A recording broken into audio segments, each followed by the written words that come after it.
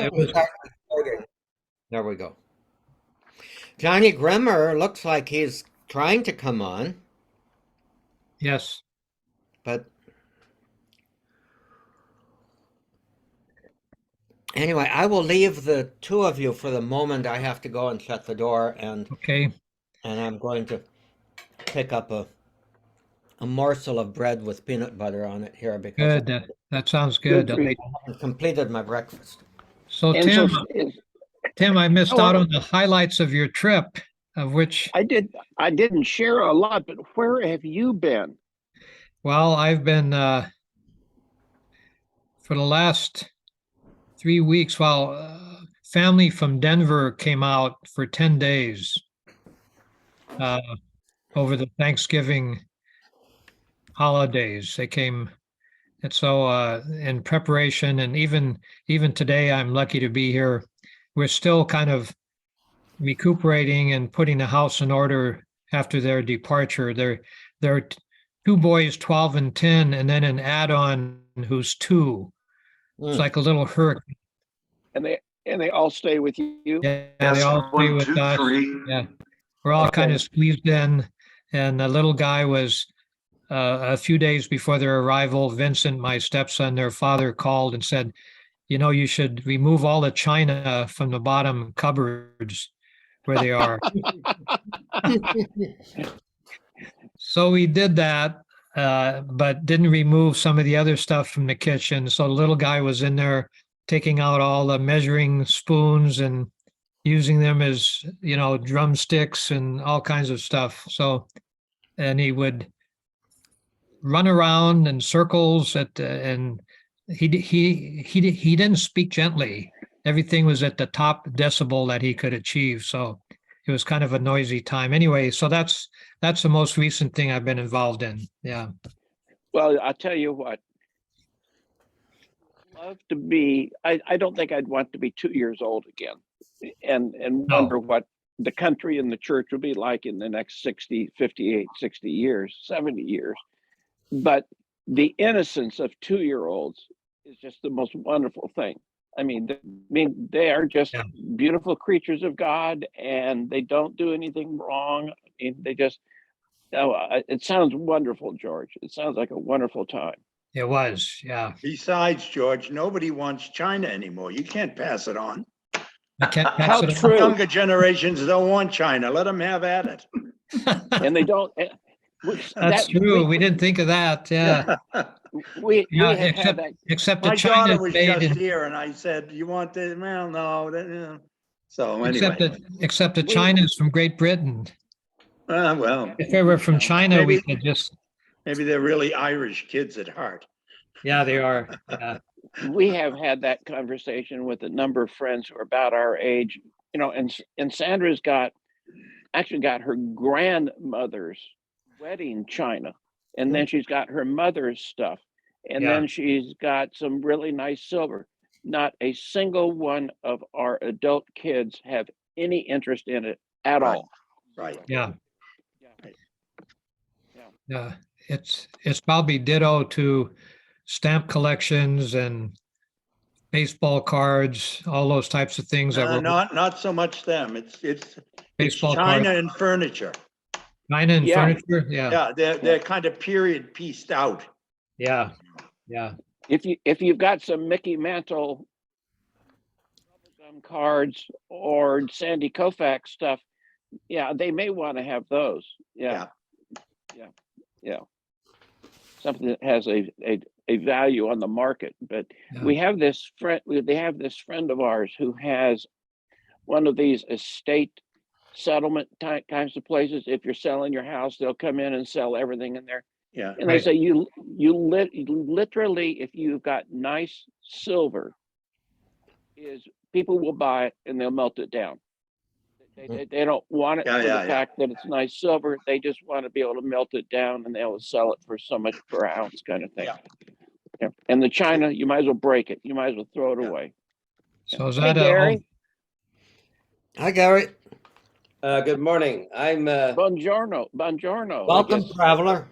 yeah. I'm not up. I'm not up to par today.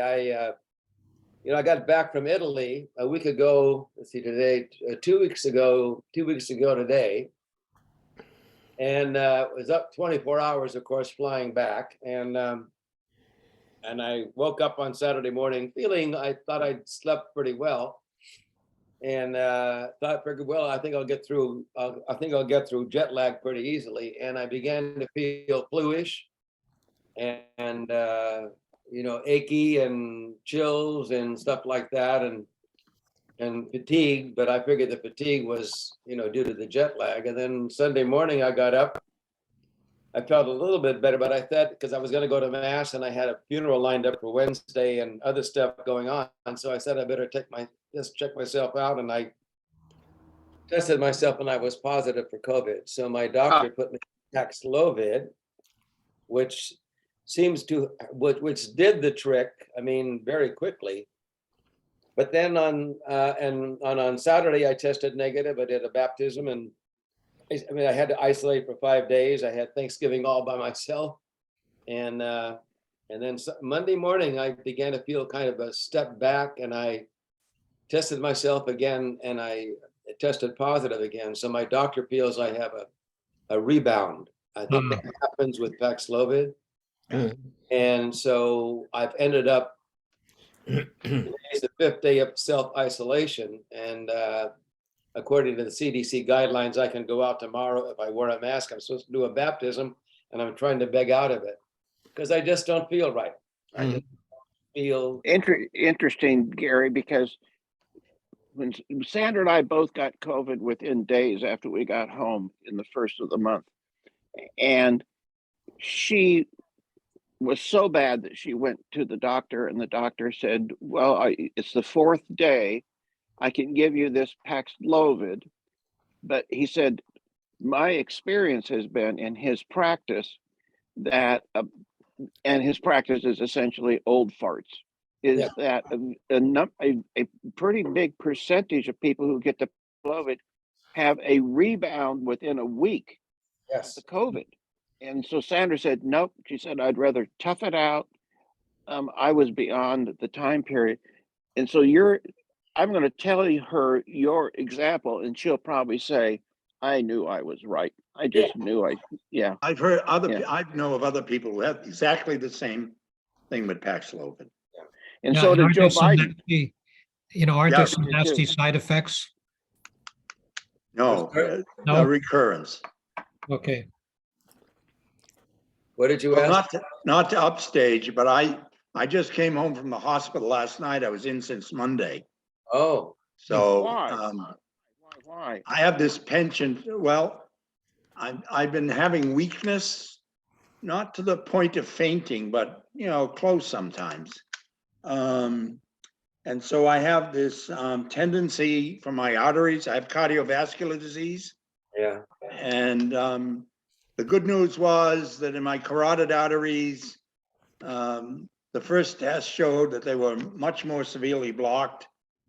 And the second test, which was an MRI of my head and neck, showed that they weren't. In fact, they were probably a little better than they'd been.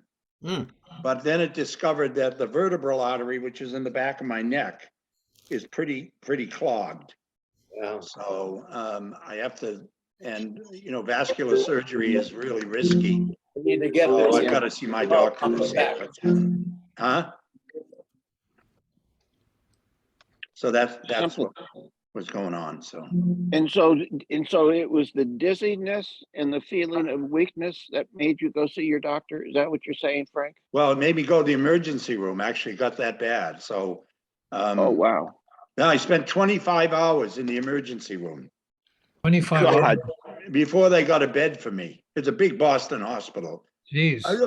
I told them I got an advanced degree in human foibles. I told the managing nurse, the transportation system in Boston's been an absolute disaster. I said, I'm going to tell the new governor to hire you to manage it. Being in an emergency room in a central Boston hospital for 25 hours, you see just about everything you want to see. So. Oh, wow. Hello, Bob. Welcome back. Hey, Good Bob. to be back.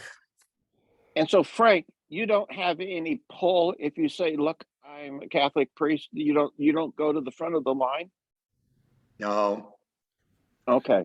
that's I thought history. maybe That I thought it, even in Boston, that's his way back history. I oh, mean, okay. people are interested when they find out you're a priest, and they treat you a little differently, not so much with respect, but isn't this interesting, kind of? Oh, okay. But the Okay. old Boston thing where, you know, all the bells and whistles goes off when father comes in, that's history. Okay. Okay. All right. They may And kick you father out on doesn't, time. I don't mind that. I mean, you know, why should it Yeah. be otherwise, you know? But you do end up having some very interesting conversations with people who, you know, have a spiritual need in many cases that they have no one to share it with. And so they begin to kind of build a relationship with you. And unfortunately, in a hospital like that, the relationships are mainly ephemeral. So they don't get True. into it deeply. But there is a difference, you know, not necessarily in getting moved to the front of the line, but in the fact that the people you encounter, who, after all, are carers, Yeah. you know, and have some sense of the life of the spirit. They're interested. So anytime that I get even the slightest little bit of interest like that, I try to pick it up and take it on. Good for you, Frank. Good for you. Hey, Norman, how are you? You're muted, Norm. No, There you nothing to go. say. That's unusual. Yes. Now, Gary, you muted yourself. Oh, There you go. now? Yeah. So Gary, before you got home and got sick, kind of tell us a little bit about your time in Italy. Well, I went on this program. It's put on at the North American College, which is the seminary for American seminarians studying in Rome from different dioceses, and they have a part of the college program now is a continuing education program for priests, and it's held now. Frank, do you remember? And George, do you remember? I guess there was a convent up the hill behind the college. Yeah. And that's been remodeled, and it's called the Casa O'Toole now, and that's where it's held. There's about 30 rooms each with a private bath. There's they're like regular seminary rooms. They're not elegant, but they're comfortable enough. And anyway, there were 3-month-long modules this fall on the Passion of Christ. The first module for the month was called The Theology of the Passion. The second module was called Preaching the Passion. And the third module was called The Passion in Renaissance Art in Rome and in Venice.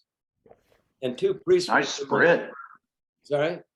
Nice spread. Yeah. So two priest friends of mine who had been with me on the sabbatical I was on in 2002 had called me and kind of says, why don't we do this?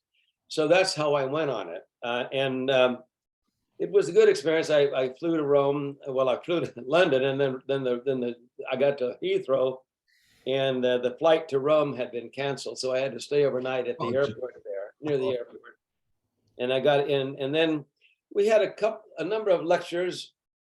I mean, to me, art appreciation is a whole new thing. I mean, I'm a kindergartner. I mean, it's just not, I'm not familiar with it at all. And so I learned a little bit. A lot of guys were much more, and the group, by the way, had been together most of the group had been together since early September. So they were already a group, and the 3 or 4 of us that came in were kind of new people in it. So there were some lectures, there were a number of tours. We went to a number of churches that had paintings and a guide that explains everything, and we went to the Villa Borghese and included a week in Venice, 5 days in Venice, which was very good. We stayed at a religious hotel, I guess. I don't know. The rooms again are fairly modest, and But it was kind of a forced march. You had mass at 8 o'clock in the morning. You'd have to grab some breakfast that they served there. And then at 9 o'clock, the guide was there and she was leading us all over Venice. And Venice is the kind of town where you just want to saunter and get lost and Yeah. see things. And we were just going here and going there, and lunches were included. And we'd get back about 5 o'clock, and then eventually a few of us would go out to dinner somewhere. And it was good. I enjoyed the experience. I would never do it again. I'd rather just go as I normally go with a couple of friends and, be in Rome and then leave and go here or there. The idea was to kind of, for me, it was an opportunity to once again be in Rome, not as a tourist, because you could actually, it's like you get up in the morning and decide if you want to go over to St. Peter's. One of the friends of mine had trouble walking. And in Rome, you really need, in Italy, you need to be able to walk. Yeah, for sure. So I didn't quite get out as much as I thought I would, but I enjoyed it. I just wouldn't do that particular thing again. And Venice, I would love to go back to Venice, but on my own terms, get up in the morning and, have and saunter around, Yeah. Yeah. We were lucky in Venice because there were not a lot of tourists. So, Really? I'm surprised. Yeah. Okay. It was because we were there about I forget, but towards the 8th or the 9th of November is when we went. We were there we came back on the 13th. And so it was amazing. They just were not, you didn't have all those, large crowds of people following somebody with a flag, like I've seen in the past. Anyway. So I enjoyed it. But as I say, I wouldn't do it again. I was really anxious to get back. The best part for me was that I did take 4 days and go up to Viareggio, where I have family, and I visited. Oh. That was I enjoyed that very much. Great. Bob Bano, Yes. welcome. How are you? I'm good. My brother is good. We had a trip. We flew into Barcelona. We're there for 5 days. Basically, the focus was Sagra Familia, that phenomenal development there. What's behind me here is not that particular church. I have a whole slew of pictures, but I haven't figured out how to get them into my computer yet. So we were there, and then we got on a Royal Caribbean ship. Had 3 stops. One was at Cannes, one was at Malaga, and the other one was at Madeira. And then we were the rest of the time over to Barbados. And we got in the morning. We got a taxi and we drove all around that island. It's kind of an amazing place. Has over 100,000 people. I forget what it is. It's not a huge mountain, but it has height on it that goes up. And so it's 14 miles long and 12 miles wide. Used to be part of the British, I don't know what you call it, empire, or whatever they call the areas that the Queen was still under, now the King. And they insisted that they wanted to be independent. So they just recently, I don't know how long ago it was, but they established their independence so they don't need a Brit there to be overseeing what they're about. And then they went further and decided they should be a republic. So they are now a republic, and they have a woman lawyer who is the first president, and very well respected, very, very well respected. So very interesting. So that was the trip, going across the ocean, you just relax. Not much to do except what's on the ship. Now, Bob, that was with your mother? No, that was with my brother. Your brother, okay. I thought you said mother. I thought, okay. Well, Your brother. Bob, Your brother's doing well, too. Yeah. what island are you talking about, Bob? Barbados. Okay, all right. Yeah, Barbados, down south. I never knew what it was. I thought, where the heck is this going? And it's down off of South America, and it's part of that whole Yeah. kind of a trail of different islands. But this island is just itself. Oh, yeah. We Do took- you remember when you went to Madeira that on our trip to Rome in 1964, we stopped there in Funchal? Yeah, I remember that. I do not remember that. Yeah, we drove. That was going in, when we were going in. Yep. Yeah, when we were going to Rome, the Constitution, it stopped in Funchal, Madeira. Don't you remember the guy Okay, climbing up yes, to I the do top of the remember boat, that. diving off the top of the liner into the ocean and collecting money on the way up? And it was very mountainous, and they had you could go up to the top, and they had like a cobblestone path that came down, but you sat on a wicker couch with things on the, what do you call them, on the feet, and you just, the guy with ropes held it behind, and you slid down the mountain. You have a terrific memory, Frank. All of that is washed deep into my. No. I was Yeah. also going to ask Gary if anyone explained to him that convent used to be under the supervision of Madre Pascalina, who was the major domo for Pope Pius XII. You mean La Popesa? La Yes. Popesa. She was the no, I didn't- superior there when we were students. And the street legend was that it was not uncommon for Cardinal Spellman to land in Rome, drive from the airport directly by the front door of the college up to the convent so that he could visit Madre first. The La Popesa. Yeah. Well, I knew that it was a convent, and Right. it was nice. I mean, we had our it's very light breakfast there, but then we would, if we wanted to have lunch, you could go down to the college and have lunch Yeah. with the students there. Yeah. In the Hey, evening, Gary, uh, how many students do you think are at the college now? from Do the you have any college, idea? and my plan had been to be to brunch morning, noon, and night, or at least noon and night anyway.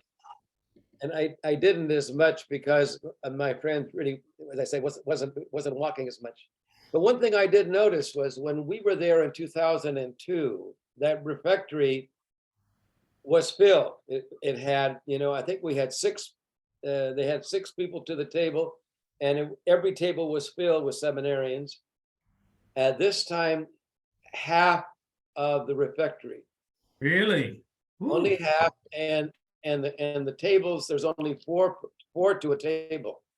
So it's interesting to me that there were half the number of seminarians, and I don't know if that's a bad. I think that's a good thing. The less seminarians that study in Rome, the better, it seems to me. At least Be careful, be careful. No, it was a good thing in my case. Yeah. It wasn't mine as well. Well, you were at a different era. I mean, Yeah.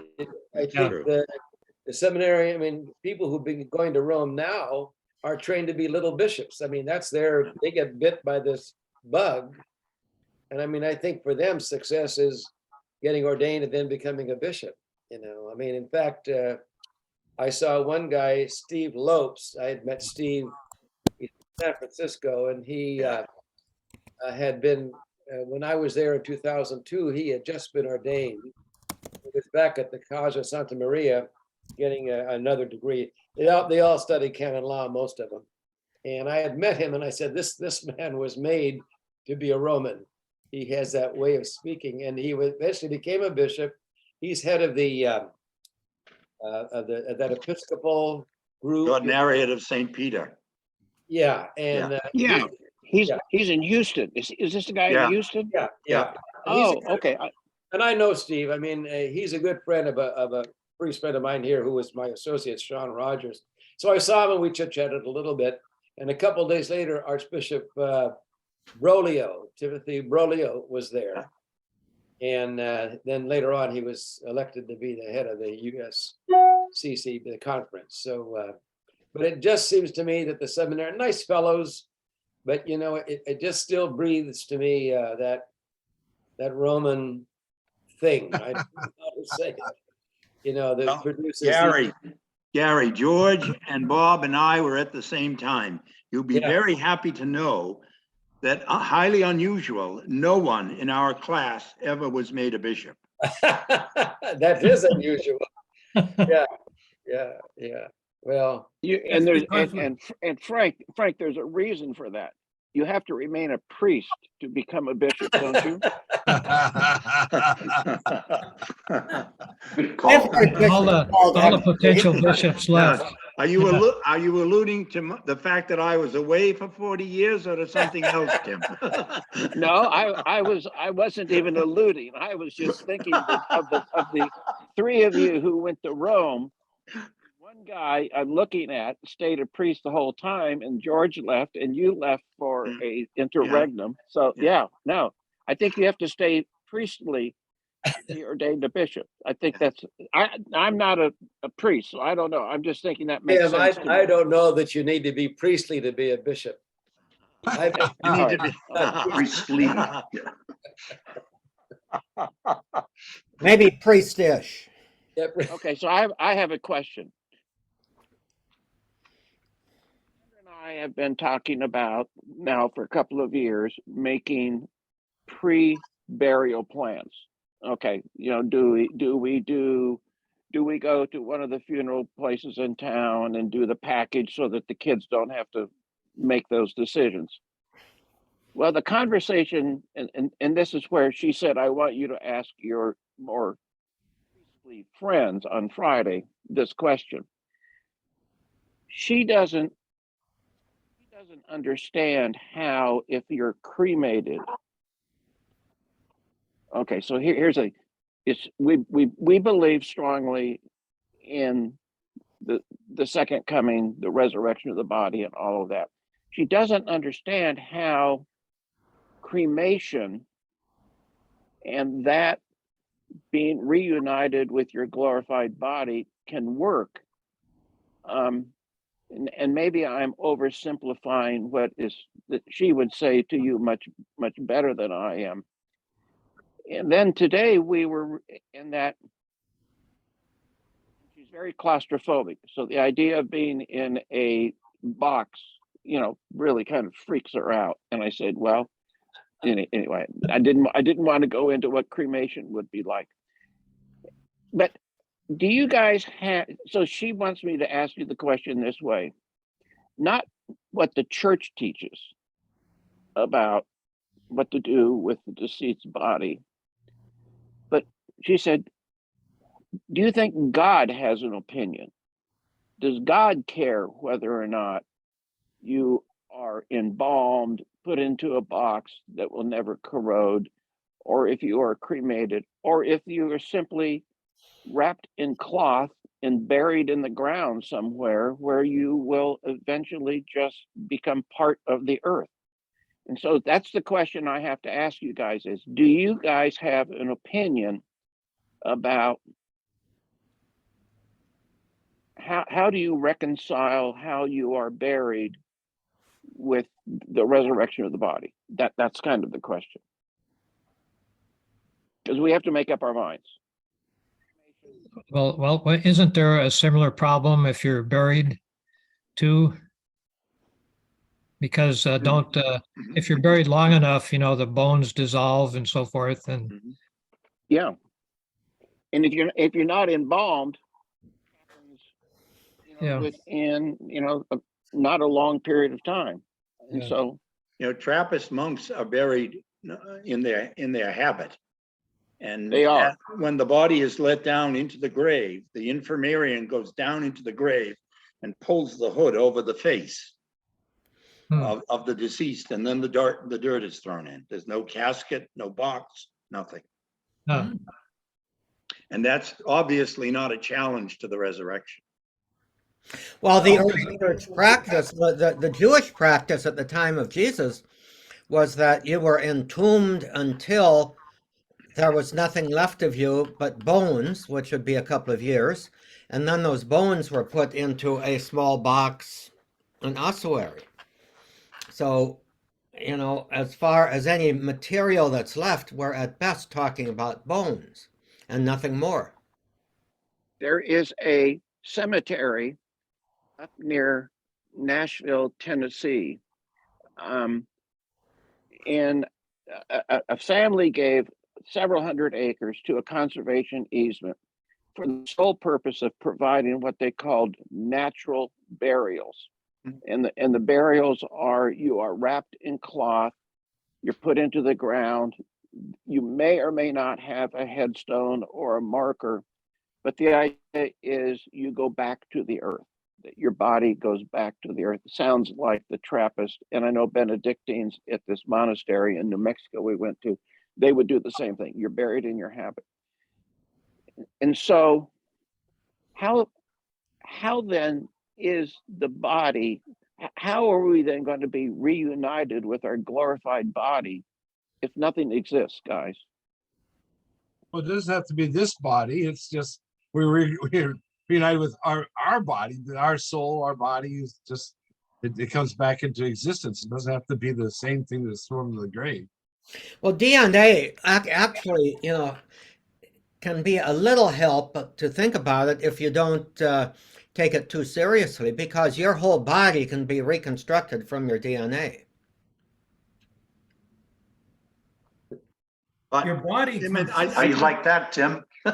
but that's a scientific answer. It's a scientific answer. It doesn't go very far because Right. science doesn't go very far, but at least it does.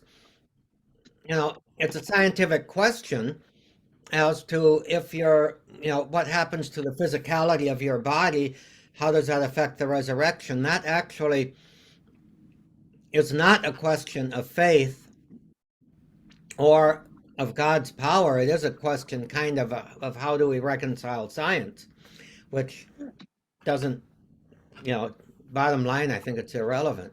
Right. So what are you guys doing? I mean, have you guys made decisions about the disposition of your body when you die? They just I want to be just- ashed. I made What, Norm? arrangements of everything with O'Connor Mortuary here in And- Laguna Hills. And And I what is- signed up for cremation, but sadly, I can't take my baseball bat with me. I bet you could. Brooke, if you, I bet you could. I bet you, have you asked that question? No, it just came to me in this Oh, I think conversation. My pastor here in my home parish was buried with a golf club, so I know what you're There you saying, John. It's interesting because my daughter just brought me home from the hospital. And we went through the house and were pointing out what to do with certain things, etc. But I find, our classmate, George and Bob and I, recently deceased, John Meyer, who wrote this great book on Jesus, the Marginal Jew, ended with the crucifixion. He never got into any kind of historical thing with respect to the resurrection, because he thought it was the total risky abandon of faith. That I'm sorry, I can't explain to you, or I can't explain to me what the resurrection of the body means in its particulars. All I can say to you, it's the risk of life that I'm taking, that the Lord that we will endure in another way, with a body that's glorified like his. So the disposal question, and with respect to me, my wife is buried here in a casket in town. Okay. So that's how I'll be buried. Okay. But the disposal question as such, it seems to me, I think John Meyer really spoke to it in his books. It takes us over into another thing, and we could go on. Technically, we could have a very interesting kind of scientific argument about this whole thing. But in the end, we're just going to say, yeah, so what? Mhm. And that's my take on it. I don't want anything else. I don't know if that would help your wife, Tim, or not, but Well, I don't, yeah, I mean, she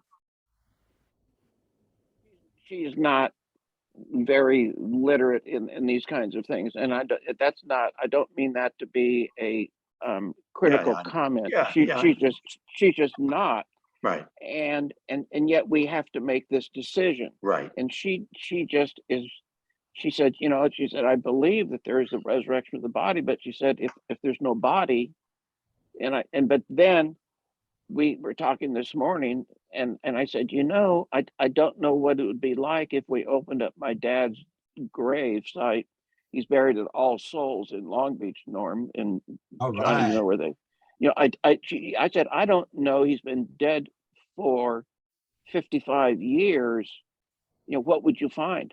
And I don't, because we did not embalm him, you know, to put him in a casket, which was inside a big concrete, is that an esophagus? liner. Is that what they? A Yeah, the liner. A liner. lot of Yeah, times they call it a liner. yeah. I just don't have any idea what it would be like. And I said, so, and then she was saying, well, what about the millions of Jews and gypsies and Catholics that were exterminated in concentration camps? They're just that they're just, you know, they've gone in like the dust in the air, or people, the 30,000 Americans lost at sea in World War II. And so it's just, I don't know how to help her with this, because I want to be cremated. I think that it's just an easier, less expensive, and I'm not being, don't mean to be cheap about it, but the cost of a funeral and caskets and all that is just it's exorbitant, just exorbitant. But we have to make the decision for our kids' sake, you know. You know, I mean, you know, the more I read about prayer is, as you, I guess, as you progress, little by little, people come to the point of saying, you know, at least the people that I read, that, you know, you come to understand that you don't understand, you know, that you cannot conceptualize God. If you try to conceptualize God, you whatever you're conceptualizing is not God. And you come, what do they call that, cataphatic, or whatever they call that thing, where you're more like lost in nothingness in a way. You just cannot. It's with that cloud of the unknowing. You just don't know. And I apply the same thing here. I just don't think we can have any conception of what resurrection or the resurrection of the body is. And you have to leave that to God. I mean, Right. we're trying to fit this into our own imagination. And good point. Yeah, good. like even to ask what does God approve? I don't know what God would approve or not.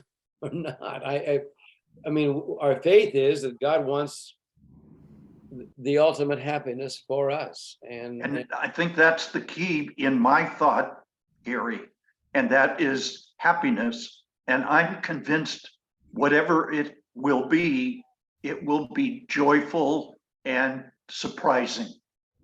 And Tim, I don't know how much you've got that conviction that you can share. Oh, I think it's going to be culture shock. Yeah, it's going to be. Oh yeah, I think it's going to be very, very joyful. I've been following. Interestingly, I've been following a woman, and I wish Bob C was there, who is a hospice nurse somewhere in the Midwest, and she has been relaying her experiences with people right as they are dying. And the common thing that she has seen is joyfulness, is the joyfulness.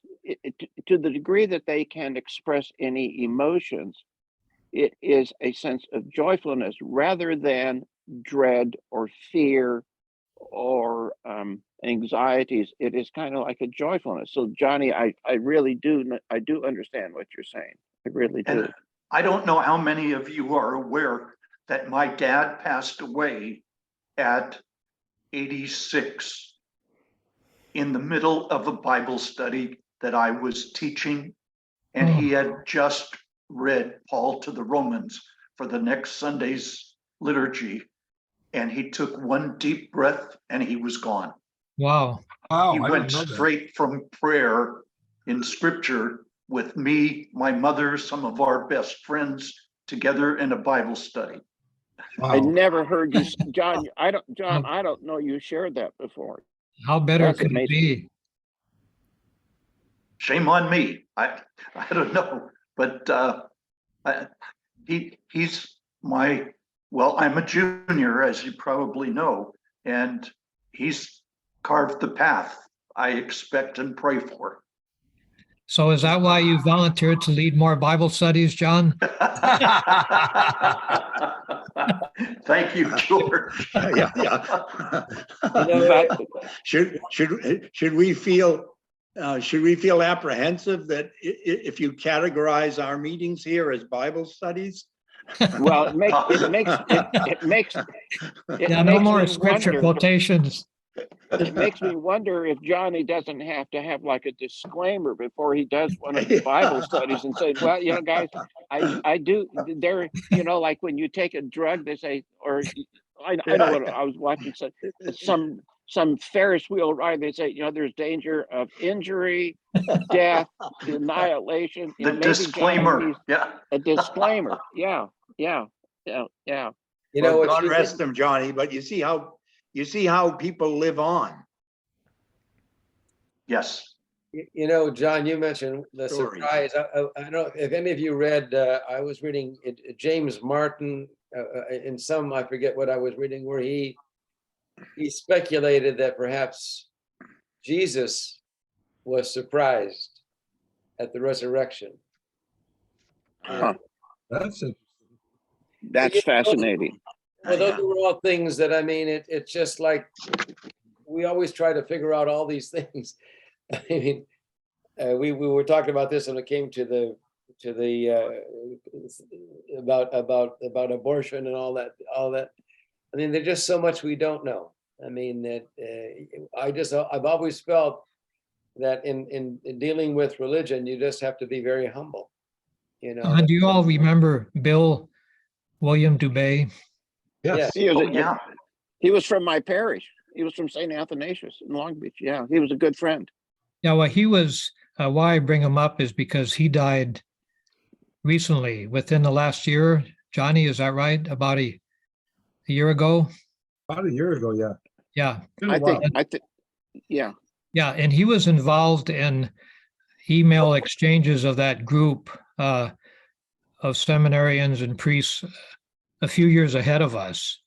But I got on that for a while, and Bill Dubé would send out messages of, what about people who are religious? I think he was speaking about himself, who do not believe that there's an afterlife. He saw himself as a believer, but he didn't necessarily believe that there was an afterlife. And he put that out there in several emails to kind of foster some kind of discussion, but nothing resulted from it.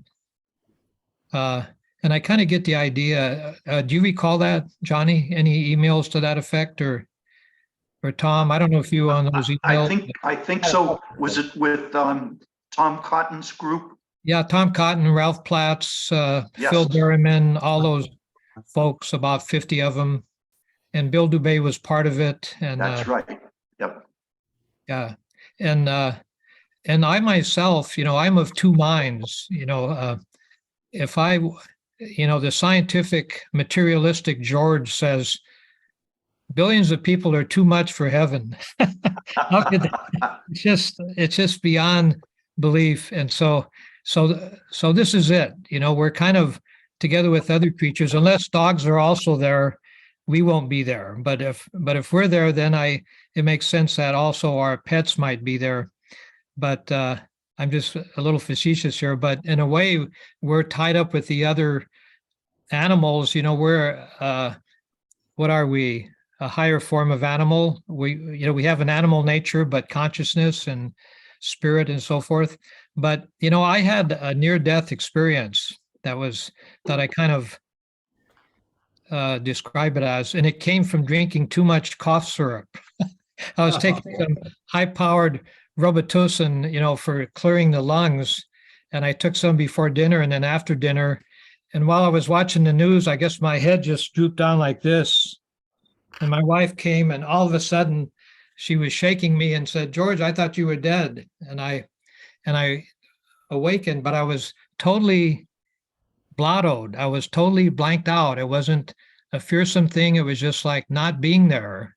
And I thought to myself, death could be this way. It could be that way. I hope it isn't, but to me, the way of Jesus is a way of hope, but not knowing. It's kind of Yeah. like you were saying, yeah, there's a dimension of not knowing, and so I'm not even going to go there anymore. I just want to die in companionship with Jesus, who died, and all the other people who've died. And the only way I'm ever going to see him again, if that's going to happen, is by dying myself. So it'll be a portal, but I won't be surprised if it's just nothing either. Not that I'll have any chance to talk about it or discuss it with you guys, but Or Or even even- surprised. Or even know it, or If it's even know it. nothing, you won't even be Yeah. surprised. I like to compare it with birth, that you have no idea where you're going. All of a sudden, your mother's pushing you out, right, and you come into a whole new world Right. that you could never Yeah. even have imagined. sure. Well, that's a comparison, but like any analogy, it falls, infinitely short. Of course. But I think it can be helpful.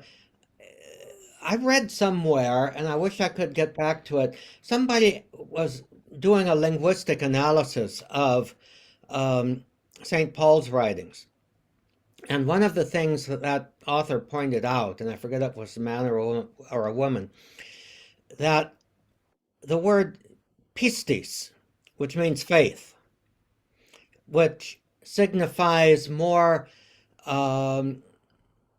trust than belief in doctrines. And where Paul emphasizes that we are saved by faith in Christ, that equally that could be translated, we are saved by the faith of Christ. So that in uniting with him, we are joining with his trust of the Father. And when on the cross he says, my God, why have you forsaken me? Obviously,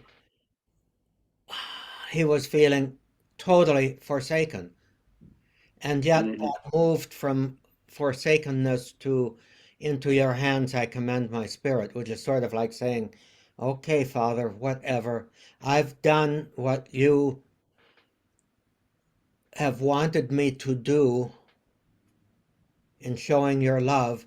Now I'm in your hands and whatever. So I would tend to agree with Jim Martin that the resurrection may have been as much a surprise to at least one element of Jesus' personality, of his human personality, as it was a surprise to the apostles. If you want to kind of play with that, take that, and if you think he was fully human, fully divine, and then the third day, all of a sudden, he is alive. I mean, talk about. I don't know if you guys are watching The Chosen or at all, because I'd like to ask you about that. But imagine as they get closer to the end of The Chosen years from now, how they might treat the human Jesus waking up after he's been killed. That would be phenomenal. That would be. Oh, That's going to be very yeah. interesting if they do it. The other interesting thing is Jonathan Rumi, who's playing Jesus, is in his 40s, well into his 40s. I know that, don't tell anybody, but I do know for a fact that he has to dye his beard, maybe dye his hair to look like he's in his 30s. But, one of the questions that I've been having about The Chosen is he started filming it 3 years ago. And how are they going to deal with an aging Jonathan Rumi as as the series progresses? Because obviously Jesus would only have aged a couple of years during his public ministry. But anyway, that's my little tongue-in-cheek thing. Where is The Chosen showing up? Is that on TV or? Well, it's TV, but it's not on any kind of regular TV source. They do have their own app, and it's fairly highly publicized around the world. They've got, millions and millions and millions of followers around the world. Hey, Bob, do you have Prime Video? I do not. Because the season 2 is on Prime Video, but it's also on, I don't know, I don't do the app, but some Cursillo friends of mine have just been talking how wonderful season 2 was, and season 3 starts in a couple of weeks that you can get on the app. And what they say is just go to your app store on your Apple phone and just type in The Chosen, and you can see them. Or you can go to your browser and type in The Chosen, and they have a website where you can see them also. Oh. Yeah. Okay, good. I'd offer just a couple of reflections on this whole thing of the glorified body, or what happens when we die. The first thing, going back to the burial, just the burial of a body in this forest that you were talking about. Desmond Tutu made it a point that when he died, he underwent that. I think it's called kind of grass or green burial, something like that, that the body is just put into the earth. And he that's what he chose to do. And I kind of explored that for here in Ohio. And my first exploration of that, Ohio wouldn't permit that it's very rare in the US, but it's growing. It's becoming more and more used. I think they do it a lot up in Canada and all that sort of thing. So apart from cremation, cremation is you're burned, the body is burned, and you wind up with ashes, which then are put in the ground. Or what happens, and my sister died a year and a half ago, and she was cremated. And so one of the things, you put it in an urn, and it's like, unless somebody breaks the urn, it's just around. She wanted to be buried with my mom and dad in the ground over in Massillon, Ohio. And so I was going to do the same. So at least these two Bonos would be with mom and dad Bono. Well, then we found out that the urn couldn't be put on top of mom. They wouldn't do it. We could move in the same cemetery, but it would have to be in a different place, and yada yada yada.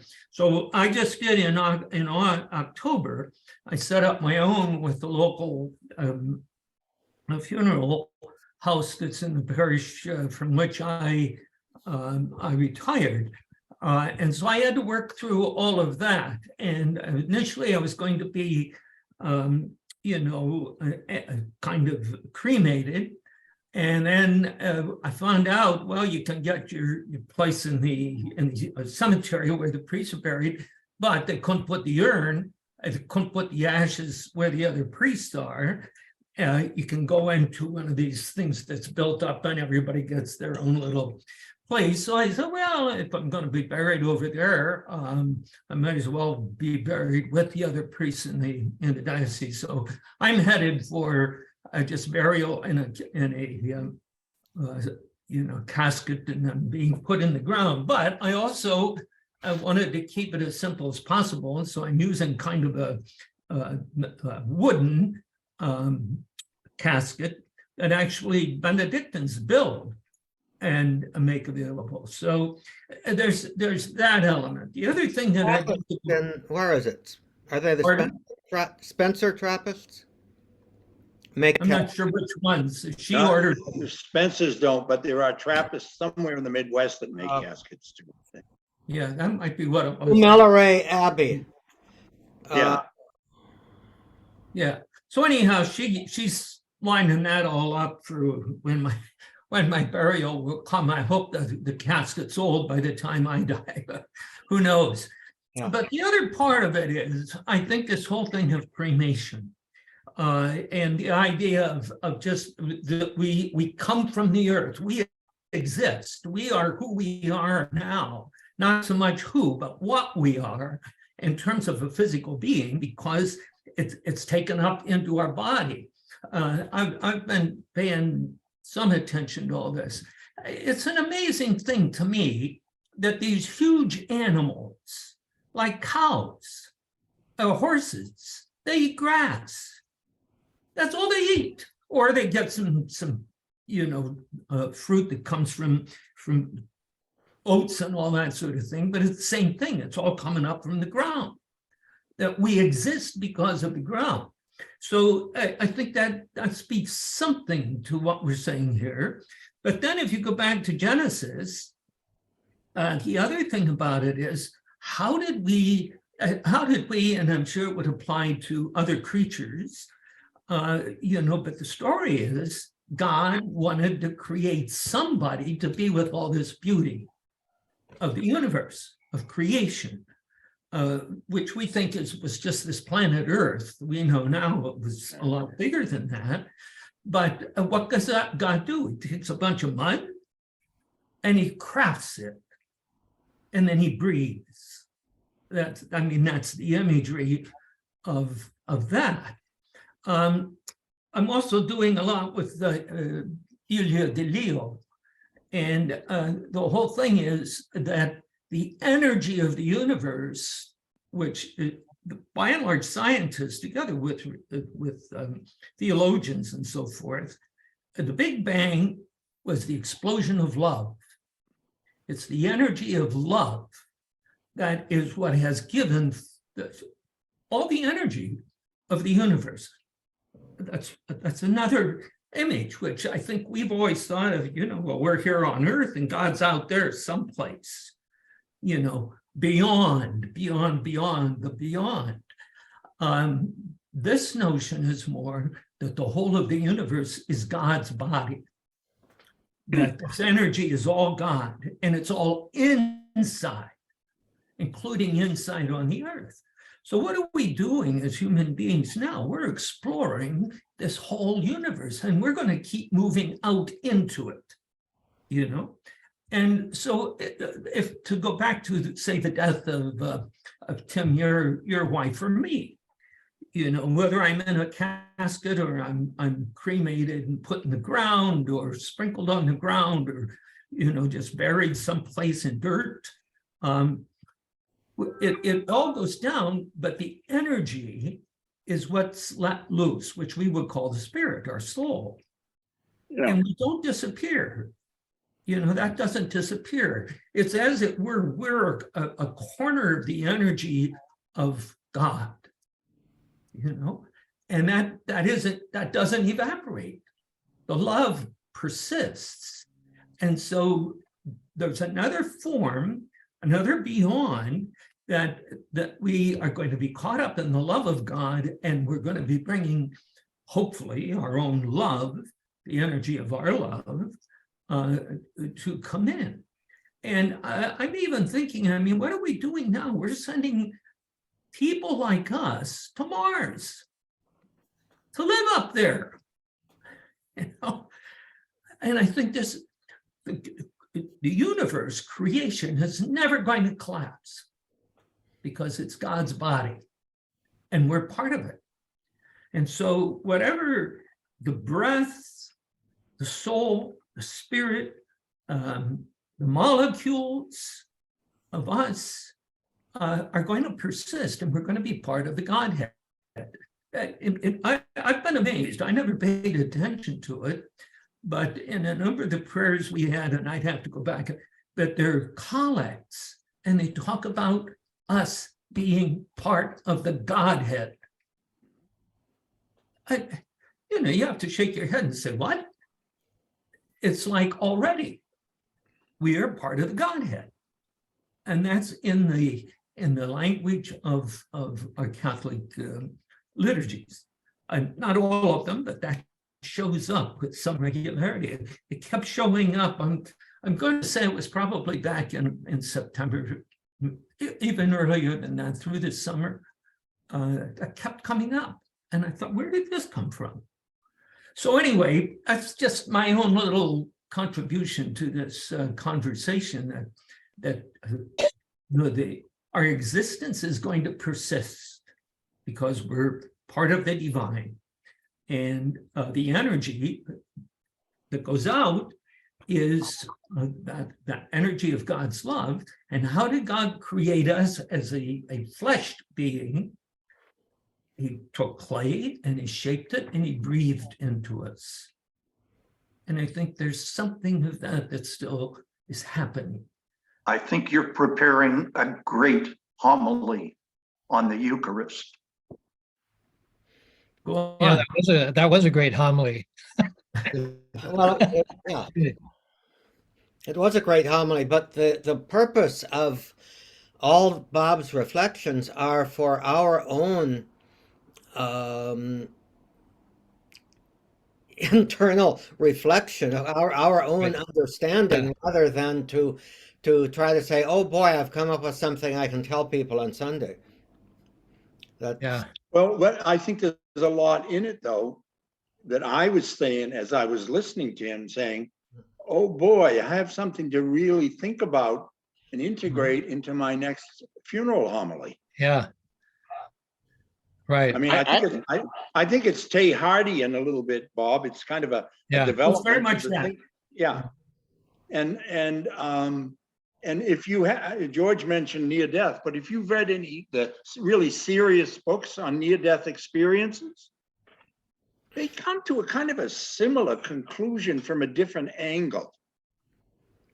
That what they experience, and the two I'm alluding to are both by doctors. One, by scientists, and one was Ian. I forget what his name is, but he was a pediatric neurosurgeon at Boston Children's Hospital, and he got bacterial meningitis, which is almost 90% fatal, and he recovered. And then there's another doctor who's written a book in which he interviewed a number of people who had it.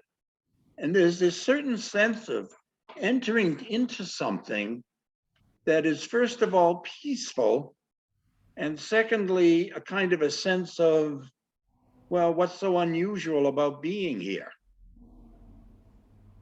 Which I think kind of ties into what you were saying, Bob, from a different angle or perspective.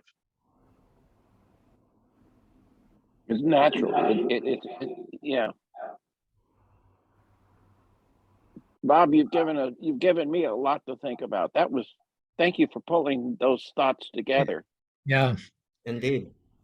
One of the funerals I went to, do you remember Kathy Ryan, who was on a call that we had, friend of Brian Jolay's and so forth? She's a Catholic woman of 92 years old. She had a Down syndrome daughter who died. And I was up here. Kathy Ryan moved down to Southern California, and her daughter was up here in Redwood City. So she'd come up with one of her daughters, two daughters down there. They'd come up and visit her every month. And so I would go, and then there was a chaplain. Anyway, the daughter Mary died. And so they had cremation and then a burial at sea at Redondo Beach, Tom. There's somebody there who has a boat. And I think by California law, there are certain regulations, and you're just not supposed to go to a pier and drop off the ashes, as I envision. Right. I mean, who's going to stop you, right? Or who will know if you walking along the beach and you toss something into the ocean, whatever. But anyway, it was this boat, and her ashes were in a basket with roses. Mm-hmm. And at a certain point, the basket was let down behind the boat. And so you were going away in the boat, seeing this basket of roses that were in a pattern, because the boat was slowly sinking. And I never had a more realistic sense of, wow, this is what it all comes down to. You know, there is Mary going into the ocean, you know, that's it. And then gone, you know, and so returning, Bob, as you know, mentioned, into the bigger cycles of life or the mystery of it all. And I think Mark Twain, when he was asked what did he think about death, he said, well, before I was born, I didn't worry about anything so much. I don't think I will afterwards either. You know, it's each of us has our own self, but there's a sense of something bigger, you know, that we're all part of. And Bob, I think that's kind of what I got out of what you were saying. And in a way, the being a self is being separate, right? And even in the scriptures, it said Jesus, when he died, he was not bodily present, but in a way he could be more present than he was before because he wasn't bound to his physical locality. So there's something about that maybe death will be the end of separation. Mhm. George, one night I was surfing the TV looking for a program to look, and I came upon a Canadian singing group. And totally unrelated to what they were going to sing, the lead singer got up first and said, my father always told me that meeting is the beginning of parting, but parting is the beginning of meeting again. Wow. And I use that actually in the wake, because the tone of the wake is memory, etc. Yeah. And I also had a similar experience with respect to cremation. When I was a young priest, 4 of us decided to go up to this cottage on a lake in Maine. It was almost the Canadian border, a big lake. And we had to take a boat to get out to the cottage and everything. It was very isolated. So one of the priests in the neighboring parish, one of his parishioners heard and said, would you ever do me a favor? And he said, yeah. She said, well, I had an aunt, Mabel, who was a Unitarian, a devout Unitarian, if there is such a thing. And she died some years ago, and no one in the family liked her. So I thought it was my Christian duty to bury the dead. So I went to New York for her funeral, and I was the only one there. And the funeral director said to me, and of course you want me to follow the wishes that your Aunt Mabel made available to me. And she said, yes, do whatever she wanted. Then I came home and thought, well, it's over. Until 2 weeks later, a 2-pound coffee can arrived at the front door, and on it there was a label that said the mortal remains of Mabel Bircher. So she said, I got spooked and I put it in the garage and forgot about it. But I was cleaning the garage the other day, and I knew you were going up to a lake, and she always wanted to be buried in water. Would you ever think about taking Mabel with you and burying her? So he said yes, and we took her, and we actually went out on a boat, and we opened the can, and we said some prayers and poured the ashes into the lake, made sure there were holes in the can, took the label off, and threw the can in so we could take the label back to the woman. Mm-hmm. And we did it very respectfully. And, you know, to this day, on occasion, I pray for Mabel Bircher. Yeah. And it really had because it wasn't just dumping ashes. Mm-hmm. Even though none of us knew her, and we knew that she had a difficult history in life, etc. In fact, I had a long close friend who died last year, was a Unitarian minister, and I said, what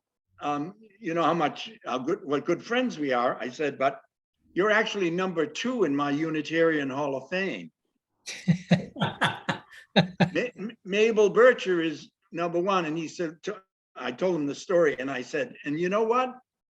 Mabel Bircher had a funeral with 5 Catholic priests. It didn't cost her a cent. But the whole point, the point for me is that I'm telling this story about Mabel Bircher, who died in 1956. God. and you guys will all think about it to Yeah. some extent. Yeah, now I'm going to think about Mabel. Yeah, and it's And- we have to kind of pull ourselves away from this notion of finality.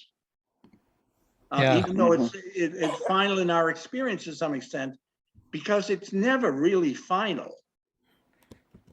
And even in our human experience in memory, and I agree completely. I use that line from the Canadian singer in funerals a lot, at wake services especially, that and parting is the beginning of meeting again.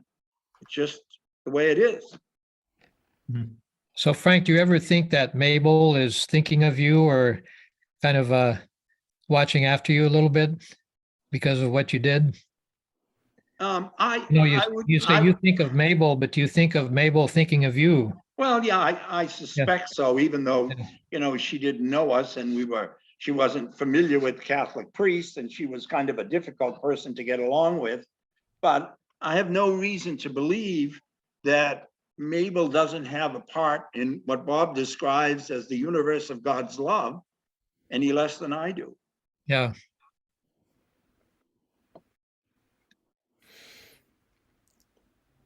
Well, I guess we can thank Sandra Almy for this flying Yeah. conversation. There you go. Yeah. Thank you, Sandra. Yeah. Can I read this Walt Whitman poem? Yeah. My wife she's going to Cape Cod today, Frank. Oh, yeah. She's, Not far. she's on her way to Boston right now. She'll go right by my town, and my exit is on her way to Cape Cod. Really? Yeah, I live about 20 miles just north of the bridge over into the Cape. Yeah, and her good friend is this. I guess you can't see this, can you? Nope. No. No. Anyway, I'll read this poem on the back of her card, her memorial card. It says, here's a poem by Walt Whitman. It says, I depart as air. I shake my white locks at the runaway sun. I effuse my flesh in eddies and drift it in lacy jags. I bequeath myself to the dirt to grow from the grass I love. If you want me, look again for me under your boot soles. You will hardly know who I am or what I mean, but I shall be in good health to you nevertheless, and filter and fiber your blood. Failing to fetch me at first, keep encouraged. Missing me one place, search another. I stop somewhere waiting for you. So that's Walt Whitman. Mhm. He seems to have taken a page from Bob's commentary. Yes, Yeah. I think so. So do we have any? We've given two. I know why everyone's interested in it, but we've spent a good part of 2 meetings on what's down not long away down the road. Anything else? We have done that, and so Well, you know that expression, be here now. Where's she going on the Cape, George?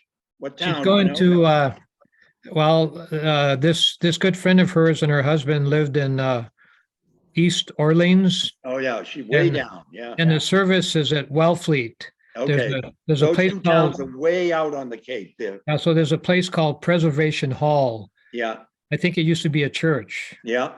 Yeah, and that's where the service will be. Oh, okay, good. And good. she herself was the director of palliative and hospice care in Massachusetts, Oh, I didn't know that. Oh, yeah. throughout Massachusetts. Yeah, Oh, yeah. her name was Rigney Cunningham. Yeah, Yeah.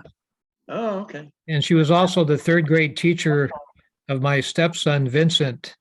When he was in the 3rd grade, she came out west and was a teacher, and my wife got to know her because of being Vincent's teacher. Yeah. They became fast friends because of political similarities and Yeah. all that type of stuff, and kept in touch all these years. Yeah. The left coast kind of Yeah. thing, we call it, yeah. Anyway, she And and her so- husband were just out here in April. visiting all their friends on the West Coast. And then a couple months later, she had some pangs and got diagnosed with pancreatic cancer, Wow. and then died. Yeah. Okay, Yeah. so I have a procedural question, if I can bring it up to the chair, which is Mr. Tom Welbers. So you spent a whole week in the hospital. And so here we are faithful to each other on Friday afternoons. I would have now, and maybe it's selfish, but like we know what George Crook is undergoing today. Well, he's having these sticks put into his liver doing the biopsies. Is it okay to ask if there's some way we could share with each other or share with each other the kind of thing that Frank went through this week? I mean, I don't know if it's getting too intrusive, but I would have just poured prayers out for you, Frank, if I had known that you were going through that. And so I'm asking the chair for a procedural ruling or something like that about how can we or should we stay in touch with each other. Like I would have liked to know, Gary, that you had COVID. The guys here knew because I told it, but we're at the age, let me be honest, we are at the age where shit's going to happen. Yeah, by the way, I still have it, as far as I know. This is the rebound. I think I'm still feeling yeah. it. Yeah, well, I'd like to respond to that, Tim. Each one of you has the tools to be in any kind of contact that you want to with everybody else. Yeah. I send out an email and you simply reply to it. It only comes to me. You can reply all to the email. You can go through the trouble, and it's not a great deal of trouble to get an email group, in your contact list, and initiate your own email to everybody else if you want to share a prayer request or whatever. Don't send to me a request to get something to everybody else because you all are able to do that. Okay. All right. That's fair. That's You all fair. are able to do that. Now, I also maintain a list of several, a contact list with everybody's address and phone number and email and, of course, birthdays. Now that we are all octogenarians, with who is it? Tim and Frank being Yeah. the octogenarian. Frank and Ned. Frank and Ned last Ned week. was the 21st, I was the 23rd, yeah. Yeah. But I anytime I get any information of any change, I send that out again. You can print that out and keep it, in your reading material in the bathroom, or whatever you want to do. But I will resist having to have communication go through a hub when Okay. each one of you is able to communicate directly to everyone else. And I think Years ago, Tom, I was working on a new pastor's workshop, and we were talking about leadership styles. And I forget, the image came up of a like a wheel with spokes.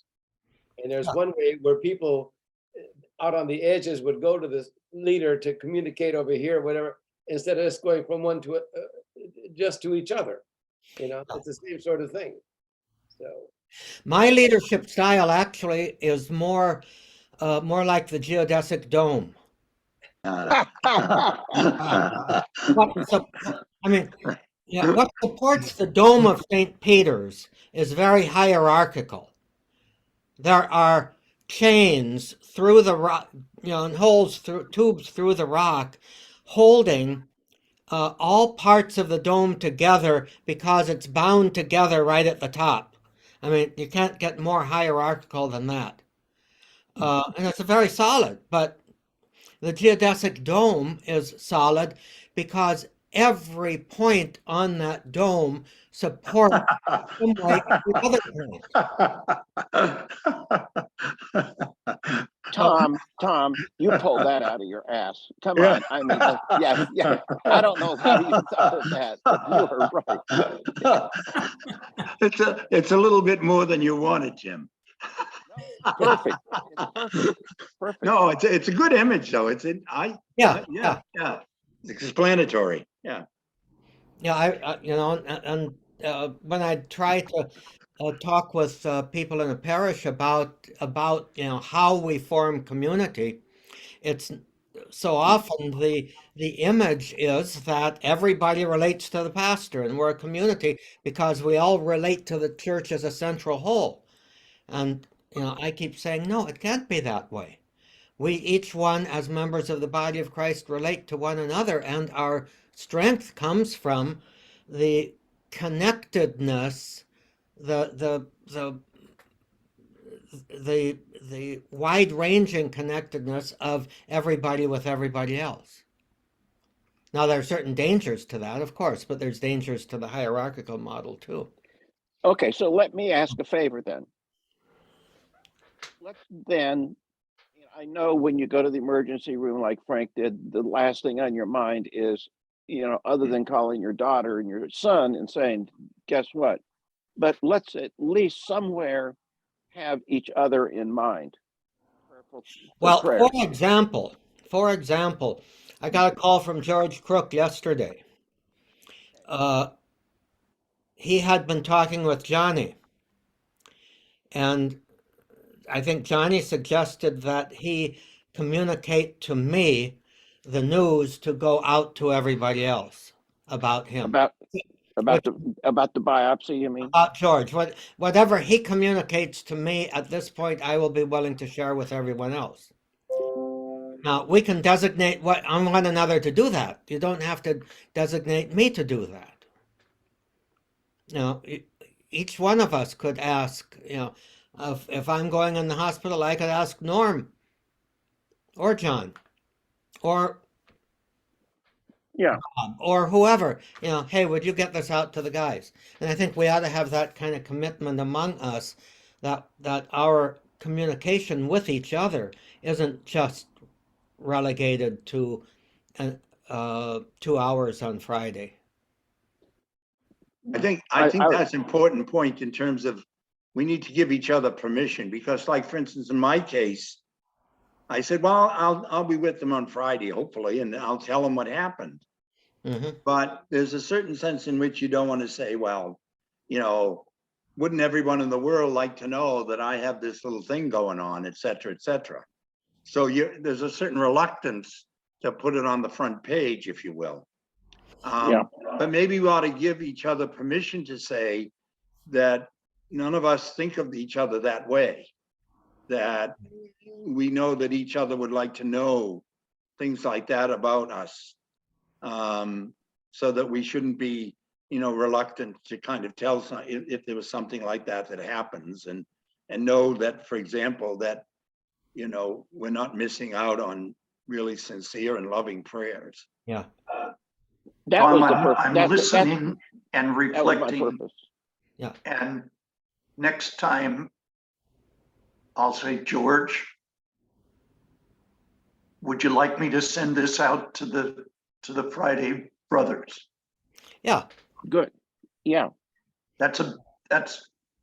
I hear you, and I think that's right. Yeah. For me anyway. Why don't you, Johnny, rather than asking his permission, give him permission and say, George, I think the brothers would really like to know about this and pray for you. So can I send it out to them? That kind of thing. That's better put. Yeah. Good script. Yeah. Yeah. Norm says yes. Okay. Now I'm going to, as a result of this, I'm going to take another look at the list of everybody. I think it's accurate, but I'll send it out again. And keep the PDF file somewhere accessible in your in your computer, in your whatever device you're using, so that you can so that you can This look is at Amos. This is Amos. He Amos. just got back. Amos has just got back from the groomer. Big, Haircut. Woof woof. big guy. He must like is. you too. He came right up to you. Oh, he loves his dad. He loves me. Absolutely. And dogs have Therick, are you still George, are you still on? Because there's no vision, there's no image of you. Yeah, I got a call from my wife, so I had to Oh, absent okay. myself. Yeah, she's just taken off for Boston on her Okay. trip.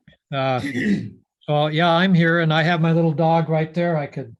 He's on the back of the sofa there. Let me see what I can. Yeah, Because dogs have to go to heaven. I mean, there's no way they dogs do. don't go to heaven. They do. Yeah. I agree with you. St. Thomas Aquinas was not right about that one. Oh, did Aquinas comment about dogs? Yeah, I think he thought that they wouldn't make it. They didn't qualify. Their souls were not as developed. Or But something I'm like that. wondering, Protestant? but dogs weren't as domesticated then either. Oh, they've been was- domesticated for a long time, I think. Yeah, But there was a thing on PBS about, how they developed from wolves, et cetera, and yeah, and that it took centuries for them to really become domesticated. And some breeds it's iffy even today. that's right. But there's much more thinking, I think, today about, what animals have and what the relationship between animals and people means. That's right. I think we were talking earlier about, and I think maybe Gary said it, about how there are so many things we will never know about God, and we try to put God try to imagine God like we are, except maybe God's a superior, better, more complicated than a. I think that we are seeing, and a week or so ago, I sent you something about a whale encounter that some people had. I think that humans have been so arrogant. Maybe arrogant is not, that's a maybe bad. We have been so convinced that we are the only creatures that God made that can have emotion, can have love, can have loyalty, can have feelings and all of that. And I think we're just, if we just open our minds and hearts and souls, I think we see that, we aren't the only creatures that God made that can know his love. And maybe Amos doesn't know who God is, but he knows what love is. And so, as Bob was saying, the universe is love. It's the energy of love. Well, how do we decide that some creatures of God fit into that scheme and others don't? I'm rambling because I'm very confused about the role of domesticated animals in our theological, spiritual lives, and can we fit them into some sort of box, which I don't think we can. Anyways, that's anyways. Well, There's a if- find out. monastery. Go ahead, Norm. We'll find out one day. Yeah. not only that, we'll have an eternity to explore it. Well, there's a Yeah. monastery of Orthodox monks in New York, northern New York, who their mission is raising German shepherds and training them. I have watched their videos. They are world renowned. I mean, Right. you if you could ever if you had an aggressive shepherd, and they only do German shepherds or Malinois. Yeah, Right. and they talk to them. They have this manner of communicating with them that is just remarkable. Yeah, yeah. What are they training those shepherds for, Frank? Basically, I think for, domestic customers, if you will, or whatever, their mission is talk about animals, someone along the line that Tim was doing. And also, I think that, Ora et Labora, this is there's a spiritual element to their labora in terms of communicating with the animals and picking up the animals' communication back to them and that whole thing. So, it's a kind of a very interesting combination, especially in a monastic setting that is not, specifically commercial. Probably better labora for a monk than making fruitcakes. Yeah, you guys, Or- I'll But send, not making beer, Tom, Yeah, well, making beer, or wine. that is a full spiritual exercise. When we I'll were, send a link. I'll send a link. yeah, we were in, Bob, did I respond? And do you have any reflections on that? Well, I find that interesting, but they raise whole groups of them, I presume, and then they go out to different families and different people, and then they get more. Is that Yes. what it's an ongoing thing? It's not just. Well, I think they have some of their own, Sure, but sure, they train for people, et cetera, and then send them back out. Yeah. yeah, which can be enormously important for people. When I was down in Barbados, we had this, we took this taxi all the way around and we're driving around. And there's some very wealthy kinds of places down there. Tiger Woods, for example, goes down there almost every year and plays some golf and lives out by the beach and that sort of thing. But when we were going around and we got up to this high point, there were a bunch of people, there were probably 6 or so people on either side of the road they had various stuff that they were selling. And beautiful artistic stuff, by the way. They really do have some wonderful things down there. And incidentally, before I forget it, the first church down there was built in 1605 by the Whoa. British when they settled in there. But in any case, it was one guy and it was on the left-hand side. And so right behind him was this little monkey. And I kept looking and where's the halter, where's the thing that holds him there? And I asked him, I said, is that your monkey? And he said, oh yeah. He says, sure, he's my buddy. He goes, wherever I go, he goes. And this little monkey was sitting back there and he just kept munching away at his peanuts or whatever it was and leaving a big path of them there. And I mean, there was a real relationship. Just a real relationship. This guy is trying to peddle this or that or whatever, and his buddy, I think he's probably, maybe he has a family, I don't know, but he's got that monkey. Right. And wherever he goes, the monkey goes. And I think that happens with other animals. For Yeah, it sure. happens with parrots too. Yeah, Well, Big my monkeys. predecessor in the parish that I was in had a dog, and still does, who goes everywhere with him. The dog comes to mass with him and goes directly to his place and sits there. I mean, he's very well trained. But I know a number of priests like that. Actually, I had to remove some stuff in the rectory because I didn't need that gate because I didn't have a dog myself. But The dog gate, yeah. yeah. And so, but this dog, he comes to diocesan meetings. He's kind of an expert on how to put parishes together in a collaborative kind of under new. And the dog comes to him and he sits there while he makes the presentation. So there's this symbiosis Yeah, between the dog and him that there's a mystique to it, at least. yeah. Do you remember Mike Joyce? yeah, sure.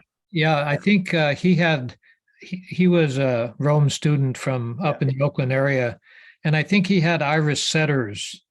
Yeah. I can remember one summer he drove down to Pomona where I was, and he had 1 or 2 beautiful Irish setters in his car. Yeah. Well, hey, Norm or Gary, in your priesthood, have you ever had a pet? no. I did. I was walking down the street and a man came up to me and said, you need this. They put this little teeny baby, brand new, just born dog in my hand. And so I raised it, and she was a mixture between a Shar-Pei and a bulldog. She was very ugly. I called her Fea. And, Told her what? Fea. She was Bea, ugly. Bea, huh? Oh, And Is that she good loved her Spanish? name, though. She loved it. I said, "Hey, come here," and she'd come running to me and stuff. We had a great time. Then when I came to my parish in Santa Clarita, I left Santa Clarita. I mean, I came to Silmar. The pastor there had two dogs that they would not have gotten along with my dog. And it was really interesting because I said, "Dear God, I don't know what to do. I don't know what to do." I asked many people in the parish if they wanted the dog. The dog was so ugly, nobody wanted it. And so finally I said, "Dear God, you got to do something." The day I left, the dog disappeared.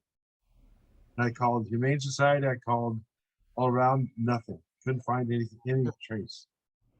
Hmm. I've never had pets, and I never wanted one because to me, it's like a responsibility. I mean, I remember a priest friend of mine, Mike Culligan, had a dog, Fifi Fume Blanc, he called it. And the dog died, and I called Michael up and I said, "You must be very sad." He said, "No," he says, "I feel free." You know, I mean, the dog is kind of like a change. So I've never really been one to want that. But I was thinking when you're talking, I read this thing about a German Shepherd and a Cocker Spaniel and a cat all died at the same time. And they ended up at the pearly gates, and they met God, who said, "Before you come in, I want to know what you believe in." So he asked the German Shepherd, "What do you believe in?" And the German Shepherd said, "I believe in discipline and being loyal to my master." And God said, "That's wonderful. You can sit at my right." And he asked the Cocker Spaniel, "What do you believe in?" And the Cocker Spaniel said, "I believe in love and being affectionate towards my master." And God said, "Wonderful, you can sit on my left." And then he asked the cat, "What do you believe? What do you believe in?" And the cat said, "I believe you're sitting in my seat."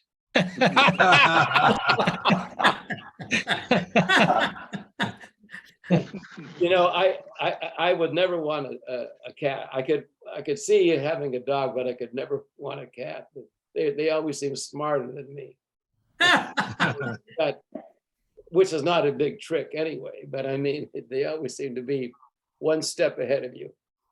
I think, Gary, I think you are probably equal to a cat. Yeah, I don't think so. Yeah, I think At you least. can figure it out. Enough. At least. It's enough to take care of me. So that's, Yeah. Well, my wife was big on dogs, but I wasn't. So we had 4 dogs. yeah, of course. And we had an Irish setter and 3 golden retrievers. So Oh, you the Irish setter, loving dogs. the Irish setter is beautiful, but never settles down. The golden retriever begins around 4 or 5 to kind of quiet down, et cetera, et cetera. My last one, I was going in the seminary, and for my re-up just before I returned to the ministry.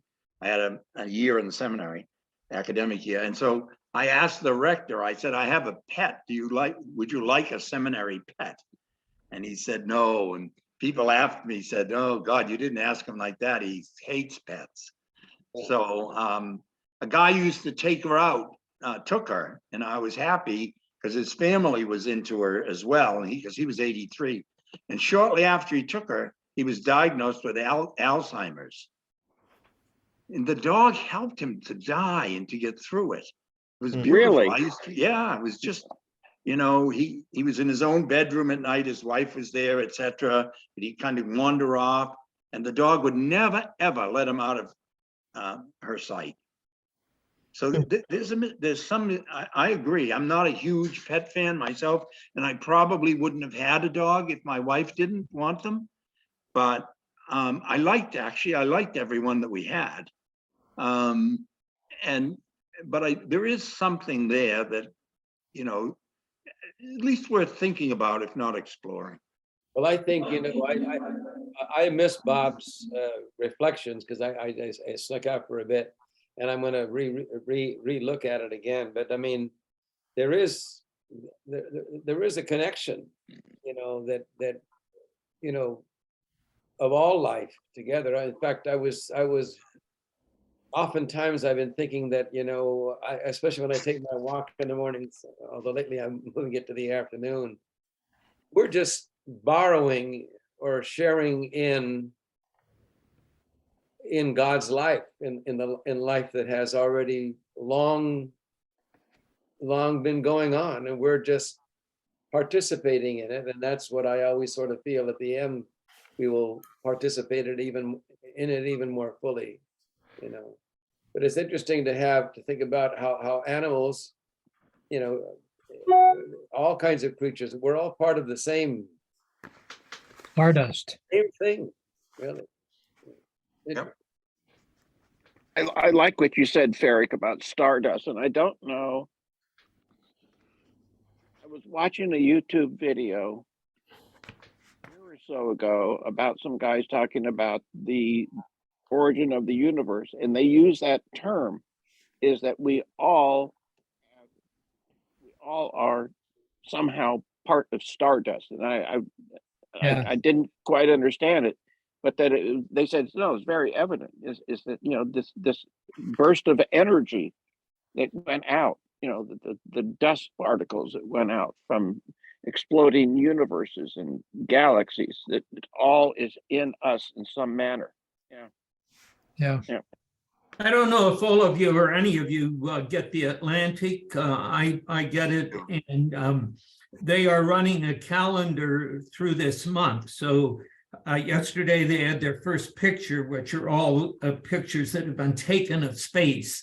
And so they're using the two, you know, things that we have out there in space that are going deeper and deeper and deeper.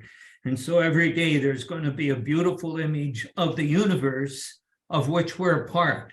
And I thought I was getting the whole calendar, and I got the first one, and there it was for day one.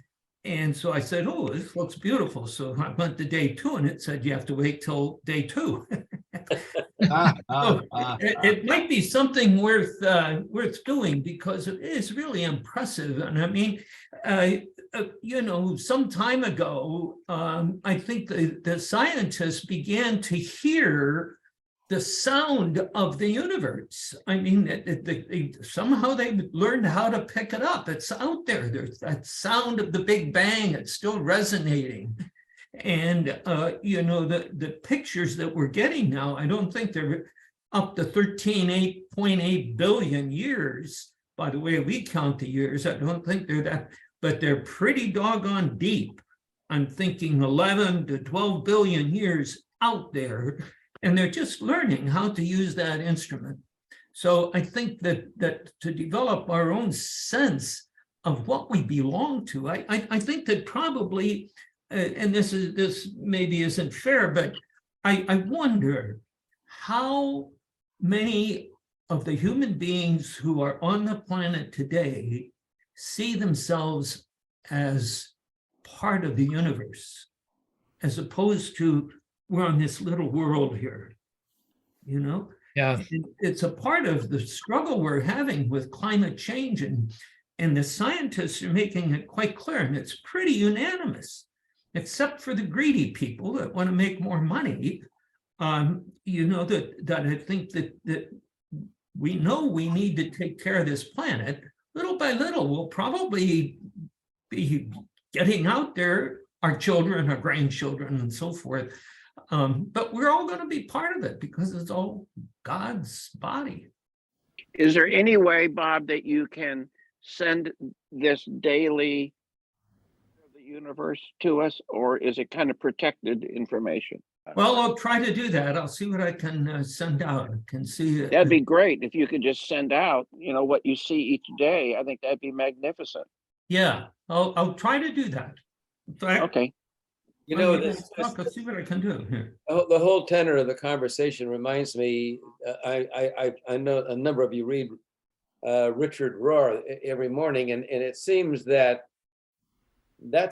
he's had that theme quite a bit, you know, the idea that in terms of contemplate, that in time, what does he call it? Non-dual, because of non-dual thinking, you know, non-dual ways of looking at life, and coming to a deeper sense that we're all one, and there's a connection among us, you know, rather than, as you say, Bob, you know, just focusing in on your own little particular existence, you know. Richard Rohr certainly is very very strong on that particular theme. Seems to me. Agreed. I'm a big fan daily also.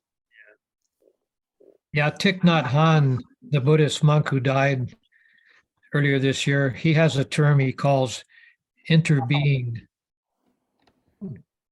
Interbeing. It's kind of like, growing up with the mystical body of Christ, that's kind of a familiar concept, and how we're all joined together. And St. Paul's, some of us are feet, some are arms, we each have our own role to play type of thing.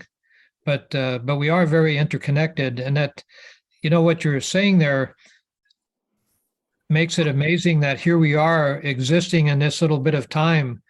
Bob, when you mention billions of years, I can't even conceive of that. It's beyond my conception, those amounts of years, or and yet here we are, the clock came to this moment, and we're in this little space of time. And that's why I think murder and war is so terrible, because it's depriving people of their little space and time. It's grasping it away from them, taking it away, that precious moment, Okay, let me link back to the beginning. So, Frank, what is it that they're going to be doing for you, with you, or on you, or what do you have to do as a result of the week in the hospital? Well, I have to see a vascular surgeon to see whether or not it makes sense at my age to have surgery on that artery in the back of my neck, either to put a stent in or to clean it out or whatever. Or is there some medical, like a medicinal way that it can be treated? Okay.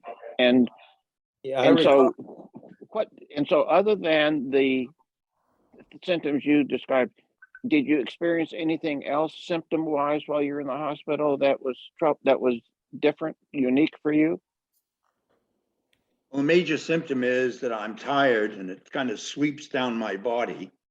And that sometimes when I get up, and not just because I get up fast, because it can come on at any time, I'm kind of dizzy. The room isn't swirling, it's more of kind of a fainty, weaknessy kind of thing. So, and that's because the amount of blood that's getting through that artery is restricted fairly severely. Okay.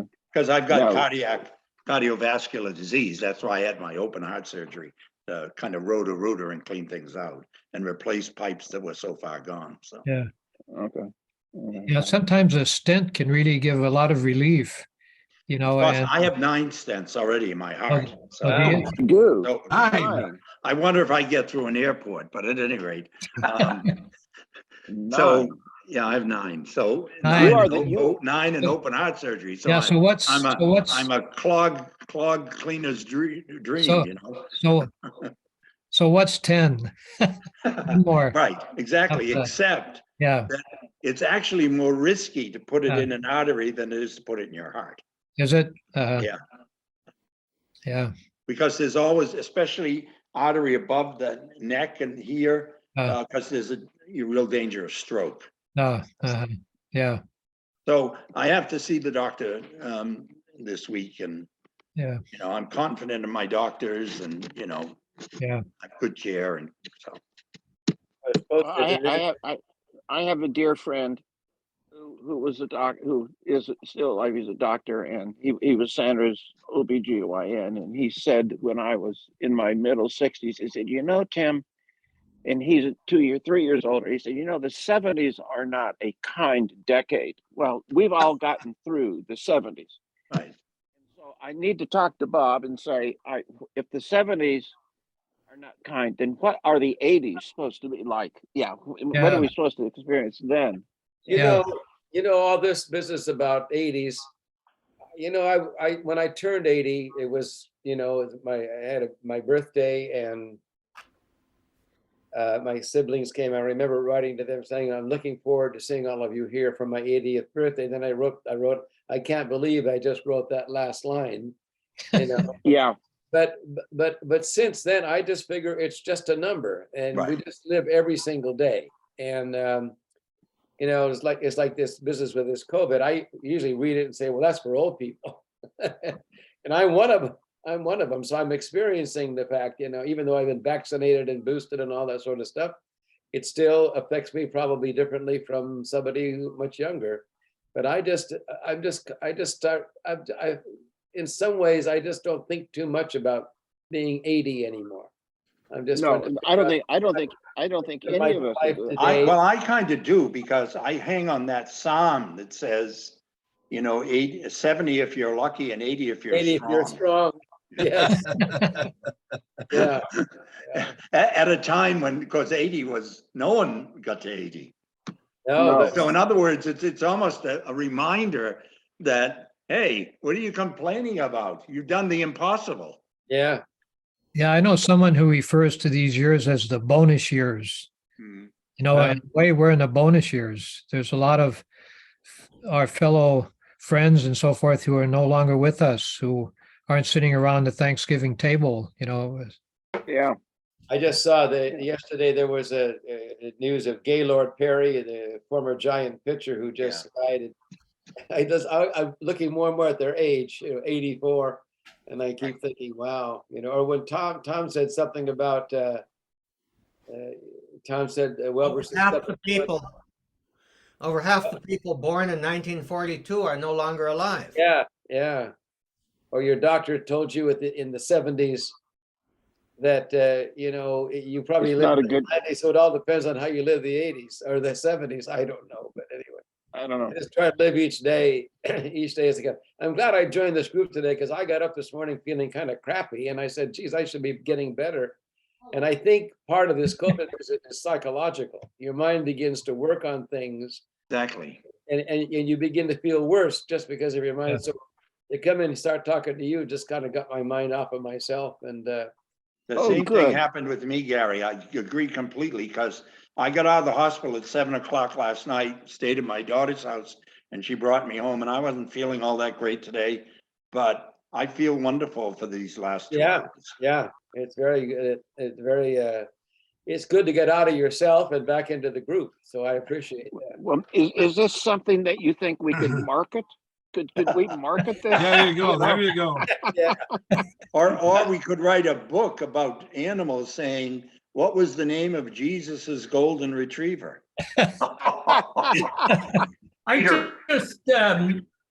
just sent a link to the Atlantic Yes. with those images, but speaking about dogs, for example, I don't know if any of you get the Big Geek Daddy. They send out a little video every day of just one thing after another. So there was one today about dogs, you know, and I have so many of them in there, and they're 3 minutes to 5 minutes to, you know, less or a little bit more. Beautifully done, covering a whole range of topics that are they're very uplifting every day, and they cost nothing. All you have to do is you know, sign in that you want to get them. Big Geek Daddy. Big geek. Geek. Daddy. Big Geek. don't tell Tom. G-E-E-K. Don't tell Tom because he'll sign up for it. I was just looking at the other day. What would Tom came up with the etymology of some word, and he signs up. What is he? He's not here now, but I mean, he must. Where he finds all these things, that this one website about etymology, each day you get another word. And did you see that confabulate or something like that? I said, my Oh, God, yeah, right. Yeah. you could spend, well, I guess you could spend 24 hours just looking at the internet. I mean, there're just Yeah. so many things to do. So Oh yeah, it's amazing. It is amazing. my job now at the rest of this day, or at least in 1 hour, to begin to delete emails, because I've been in Rome and I didn't do all that stuff. So I'm going to start a little project today of trying to get rid of things rather than add in. I'm in the middle of reducing mine from over 10,000. I've gotten it down to only 5,000 left. Yeah. Well, that's a 50%. Yeah, Yes. that's great. Yes, exactly. That's quite an advance. Yeah. Hey, George. Hey, Ferric, you sent out a closing prayer. Yes. I I think you should, I think we should say that. But Yeah, I think we Before he should. does that, I just, if you don't mind, I have this little book at hand. It's called Gratias, a little book of gratitude. And there's a kind of a relevant passage that what we've been talking about, Bob, that no matter how far out things will go, it'll be relevant. It's from St. Augustine.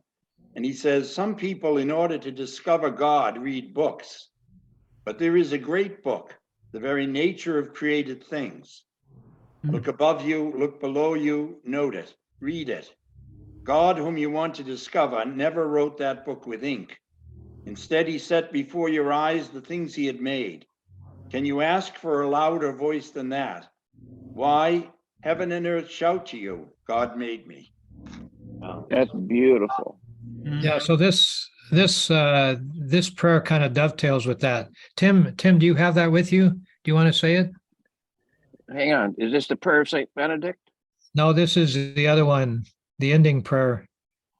Mix- It came through screwy on my phone, so you say it, yeah. Okay, so this is kind of like a little, it's, again, this was on